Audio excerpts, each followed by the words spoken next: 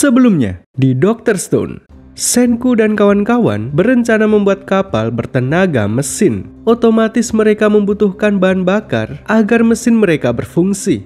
Mulailah mereka mencari minyak bumi untuk kemudian diolah menjadi bahan bakar. Dua orang ditugaskan menuju ke sebuah tempat yang dulunya adalah kilang minyak. Namun sesampainya di sana, kilang minyak tersebut sudah tidak ada. Ini disebabkan karena bentuk bumi sudah berubah selama 3.700 tahun terakhir. Artinya peta modern buatan Senku sudah tidak lagi akurat.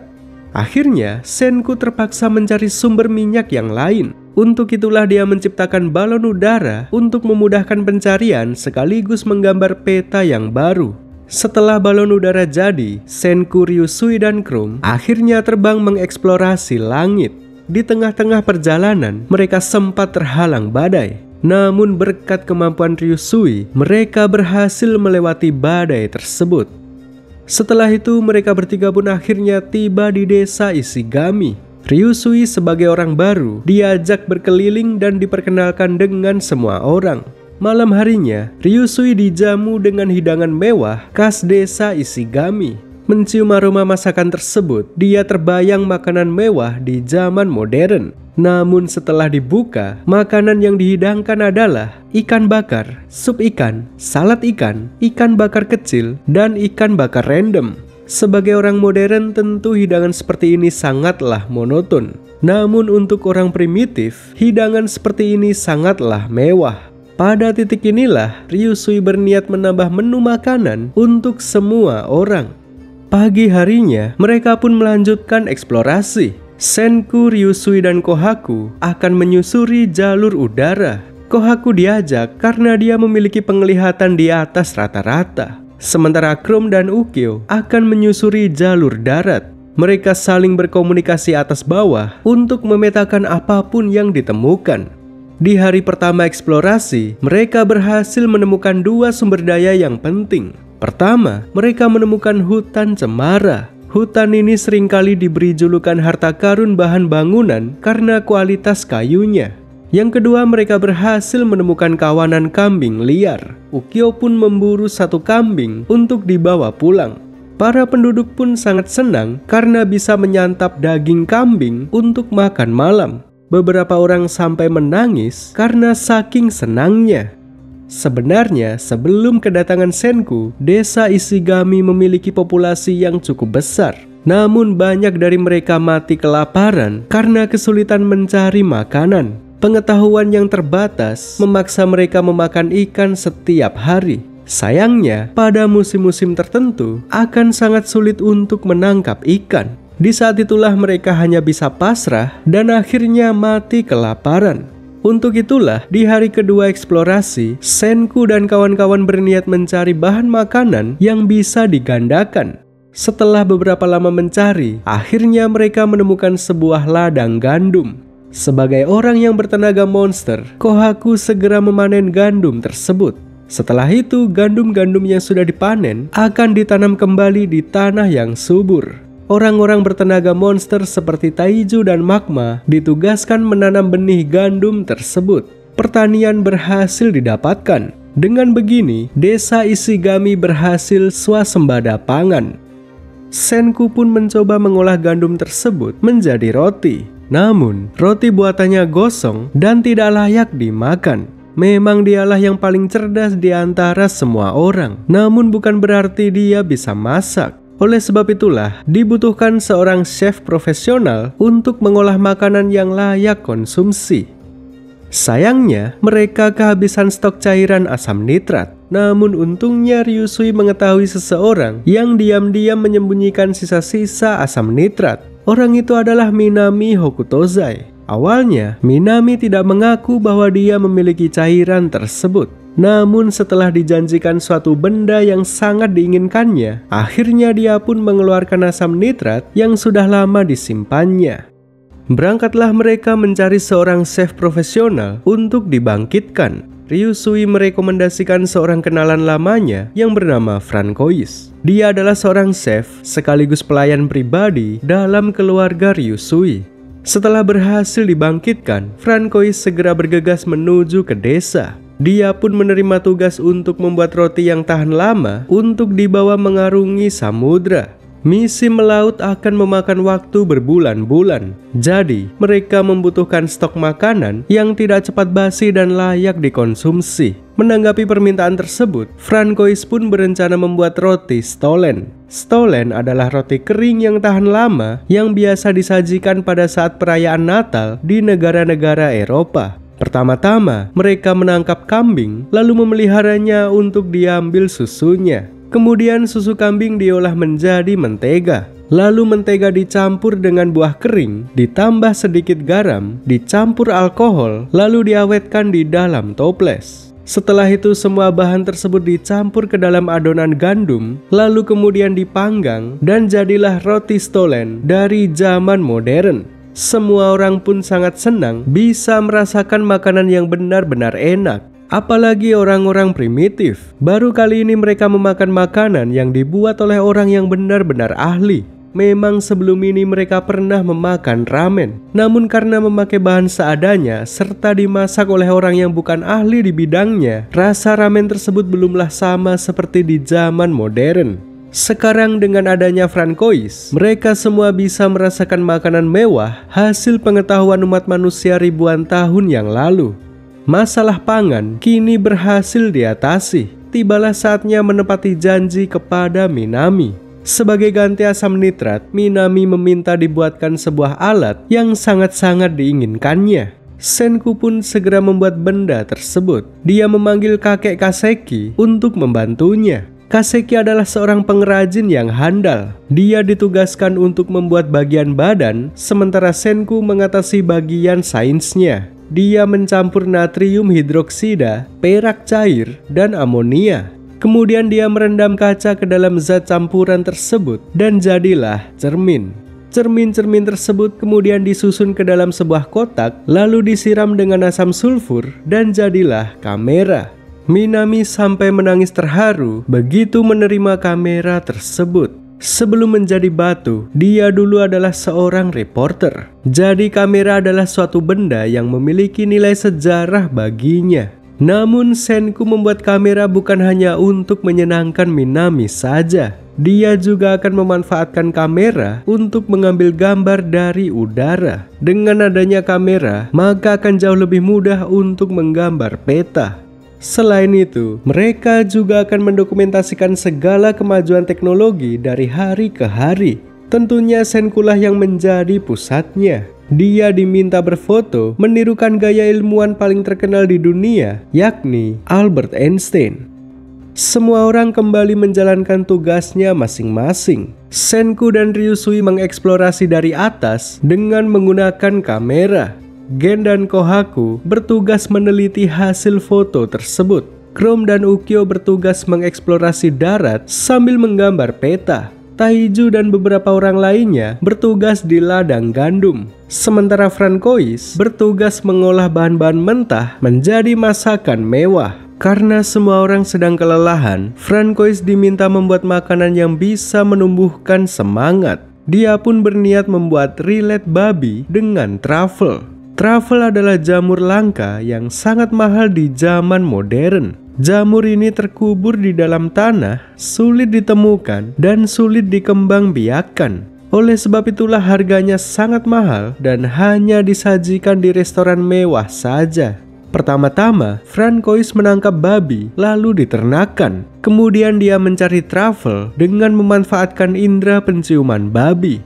Di saat yang sama, Senku menemukan bercak hitam dalam foto yang diambil dari atas. Bercak hitam tersebut terlihat seperti cairan yang merembes ke permukaan tanah. Tidak salah lagi, ini adalah minyak bumi. Senku pun menggunakan babi untuk mencari rembesan minyak tersebut. Selain memiliki indera penciuman yang tajam, seekor babi juga suka bermain di genangan lumpur. Senku dan kawan-kawan hanya mengikuti kemanapun babi itu berlari dan mereka pun berhasil menemukan ladang minyak tersebut. Seketika mereka langsung membangun fasilitas pengeboran minyak. Minyak-minyak itu disimpan di dalam barel untuk kemudian diolah menjadi bahan bakar. Senku juga membuat prototipe mesin yang dipasang di kapal bot. Dia ingin menguji kualitas bahan bakar yang baru dibuatnya. Setelah persiapan selesai, Senku bersama Ryusui, Chrome, Gen, dan Ukyo mencoba menjelajahi lautan dengan kapal bot bertenaga mesin. Dia juga sudah menyiapkan pemancar gelombang radio sebagai GPS alternatif. Dengan begitu, mereka tidak akan tersesat di tengah-tengah lautan. Tak lama kemudian terjadi sesuatu yang tidak terduga. Tiba-tiba saja seseorang tak dikenal menangkap sinyal radio milik mereka. Seseorang misterius ini mengirim sebuah kode Morse yang berisi WHY. Why?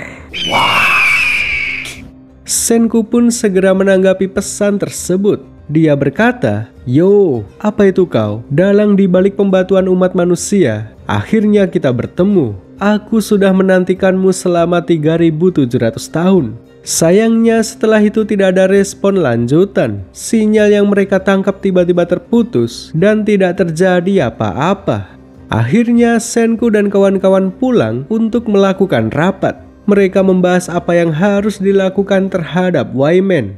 Senku dan kawan-kawan menyebut seorang misterius sebagai Wyman karena pesan yang dia kirim hanyalah why. 5 petinggi kerajaan sains, Senku, Chrome, Gen, Ukyo, dan Ryusui mendiskusikan tentang siapa sebenarnya si Wyman ini. Apakah si Wyman benar-benar dalang di balik pembatuan, ataukah sekelompok masyarakat lain yang juga ingin bertahan hidup? Masih ada kemungkinan bahwa kerajaan sains bukanlah satu-satunya manusia yang bertahan. Bisa saja di suatu tempat terdapat kelompok masyarakat yang juga membangun peradabannya sendiri. Jika memang ada peradaban lain, yang jadi pertanyaan selanjutnya adalah apakah mereka kawan atau lawan? Akhirnya Senku memutuskan untuk membuat alat untuk melacak lokasi. Pertama-tama, Senku membuat tabung sinar katode. Ini adalah teknologi yang ada di dalam TV zaman dahulu. Tabung ini akan digunakan sebagai display monitor. Berikutnya, Senku menghubungkan antena pada tabung tersebut. Jadilah sebuah alat pelacak, yaitu radar dan sonar. Kedua alat tersebut kemudian dipasang di kapal untuk diuji coba. Radar berfungsi mendeteksi bagian atas, sementara sonar berfungsi mendeteksi bagian bawah. Selain untuk mencari lokasi Wyman, Senku juga memanfaatkan sonar untuk mencari ikan. Ini adalah bagian dari persiapan untuk misi menjelajah dunia. Agar bisa bertahan di lautan, tentunya mereka tidak bisa mengandalkan roti kering saja. Mereka harus bisa menangkap ikan sebagai sumber makanan alternatif. Alat pelacak berhasil didapatkan. Namun, alat-alat tersebut tidak akan bertahan lama jika hanya mengandalkan baterai saja. Untuk menjelajah dunia, tentunya dibutuhkan sumber energi yang besar. Untuk itulah, Senku berencana membangun sistem mesin di atas kapal yang berfungsi menghasilkan aliran listrik. Namun, untuk membangun mesin serumit itu, dibutuhkan besi dalam jumlah besar. Sayangnya, jumlah pasir besi yang ada di sungai semakin menipis. Tim pencari tidak tahu lagi kemana mereka harus mencari bahan-bahan untuk diolah menjadi besi. Lalu di saat mereka semua kebingungan, Chrome terpikirkan sebuah ide yang brilian. Dia mencoba memodifikasi radar untuk dijadikan sebagai alat deteksi logam. Sebagai ilmuwan nomor 2 setelah Senku, kemampuan Chrome memang bisa diandalkan. Dia berhasil menciptakan alat deteksi logam dan berhasil menemukan biji besi yang ada di dalam sebuah gua. Dalam sekejap gua tersebut diubah menjadi pertambangan. Kini kebutuhan akan besi sudah terpenuhi. Namun masih ada satu masalah, yaitu bagaimana cara memindahkan hasil tambang secara efisien. Jarak antara pertambangan ke desa Ishigami terpaut cukup jauh. Memang mereka sudah memiliki mobil untuk mengangkut hasil tambang. Namun, kondisi jalan yang tidak rata, seperti di Lampung, membuat laju mobil kurang efisien. Oleh sebab itulah, Senku memutuskan untuk membangun jalan beraspal. Aspal tersebut terbuat dari limbah minyak bumi yang dicampur dengan kerikil. Selain jalan beraspal, Senku juga membangun sistem rel kereta di dalam gua. Dengan adanya kedua rute tersebut, maka distribusi hasil tambang menjadi semakin efisien. Kerajaan sains sedikit demi sedikit memasuki era industri. Setelah menuntaskan masalah tambang, Senku pun kembali berfokus ke pembangunan kapal. Sampai sejauh ini, kapal mereka masih jauh dari kata selesai. Wajar saja karena ini adalah proyek super ambisius. Di dunia modern saja membutuhkan waktu bertahun-tahun untuk membuat kapal. Tentunya dengan segala keterbatasan di dunia batu ini, mereka membutuhkan waktu yang jauh lebih lama. Senku sempat berpikir untuk membatalkan proyek kapal yang ambisius ini. Dia ingin membuat kapal layar biasa supaya bisa menghemat waktu. Hal ini karena dia sangat mewaspadai Wyman. Kemunculan sosok misterius tersebut membuat Senku ingin cepat-cepat menyelesaikan kapal. Namun, Ryusui tidak terima jika harus membuat kapal layar biasa. Dia tetap ingin membuat kapal yang sebelumnya sudah direncanakan. Akhirnya dia pun turun tangan dalam pembangunan kapal. Sebagai seorang kapten, tentunya dia memahami bagaimana cara merancang kapal. Dia dan Senku akan menggabungkan kekuatan untuk mempercepat pembangunan kapal. Tanpa berlama-lama mereka pun mulai bekerja. Ryusui membuat model kapal kecil hasil rancangannya sendiri. Kemudian model kapal tersebut dibongkar lalu ditiru dalam ukuran yang sebenarnya. Minami juga tidak lupa mengabadikan setiap tahap dari pembuatan kapal ini. Kelak, foto-foto tersebut akan menjadi bukti sejarah kemajuan teknologi umat manusia. Musim demi musim terus berganti. Mereka semua terus bekerja keras tanpa berhenti. Tidak terasa 1 tahun sudah terlewati. Kapal mereka pun kini sudah jadi. Sebuah hasil penggabungan antara zaman modern dan zaman batu. Kapal hybrid bertenaga mesin dan layar yang dilengkapi dengan radar dan sonar. Kapal ini diberi nama Perseus. Tibalah saatnya pemilihan personil yang dibutuhkan untuk mengarungi lautan. Bagian teknisi diisi oleh Senku, Chrome, dan Kaseki. Yuzuriha di bagian layar, Ukyo di bagian radar, Francois di bagian dapur. Kemudian di divisi tempur ada Kohaku, Magma, Taiju, Youei, Nikki, Kinro, dan Ginro. Mereka juga membawa mantan musuh yang selama ini dipenjara, yaitu Hyoga dan Homura. Akan sangat berbahaya jika mereka ditinggalkan di desa. Seandainya mereka lolos, maka tidak ada orang yang bisa menandingi mereka karena semua petarung yang kuat ikut berlayar. Kemudian di divisi spesial hanya diisi 1 orang, yaitu Gen. Memang dia bukan petarung dan bukan teknisi, namun dia memiliki kemampuan berbicara yang sangat berguna untuk diplomasi ataupun negosiasi. Setelah semuanya naik, mereka pun segera berangkat mengarungi samudra. Namun ada 1 orang yang tertinggal, yaitu Ginro. Memang dia resmi ditunjuk sebagai tim petarung, namun dia menolak ikut. Dan sekarang dia berpura-pura mengejar kapal hanya untuk mendapatkan perhatian dari cewek-cewek. Dia hanya ingin tebar pesona, bukan benar-benar ingin ikut berlayar. Namun usahanya gagal karena Taiju dengan cepat membawanya menaiki kapal. Kini Ginro secara resmi bergabung dengan tim petarung. Sekarang seluruh tim sudah lengkap. Senku pun juga sudah menetapkan tujuan pertama, yaitu menuju ke pulau tempat para astronot mendarat. Senku ingin mencari sisa-sisa rongsokan para astronot untuk kemudian didaur ulang. Kemungkinan masih ada sisa barang-barang modern yang masih bisa dipakai. Dr. Stone Season 3 5 episode selesai sampai di sini. Cerita masih bersambung di episode 6.